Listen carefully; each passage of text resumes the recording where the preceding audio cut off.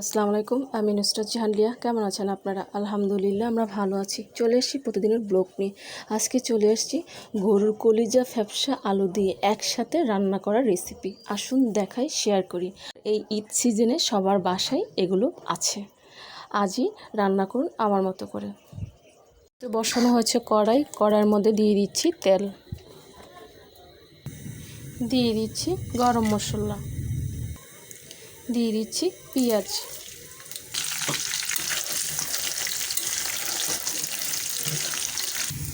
দেওয়া হচ্ছে জিরে বাটা, রসুন বাটা, আদা বাটা, আদা রসুন জিরে বাটাটা দেওয়া হয়ে গেছে।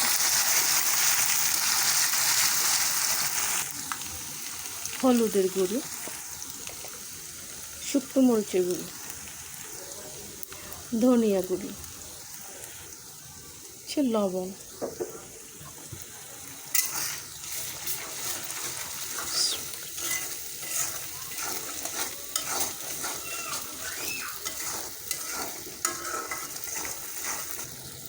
দেওয়া হচ্ছে পানি। মশলাটা কষানোর জন্য পানিটা দেওয়া হয়েছে।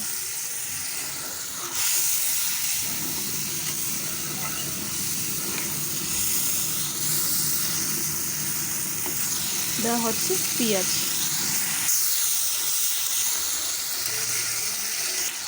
দেওয়া হচ্ছে কলিজা আর ফ্যাপসা। কলিজার ফ্যাপসাটা আগে থেকে সিদ্ধ করে নেওয়া হয়েছিল।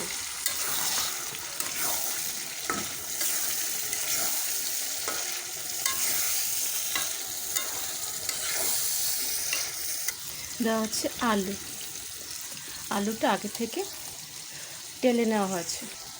ছোট দেশি আলু, আলুটা টেলে নিয়ে তারপর দিয়েছে।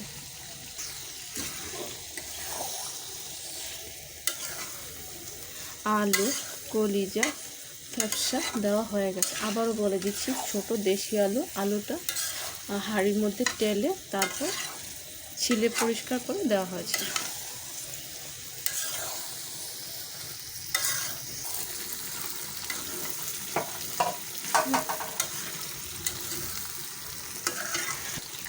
দেওয়া হচ্ছে ঝোল, সম্পূর্ণ ঝোলটা দেওয়া হয়ে গেছে।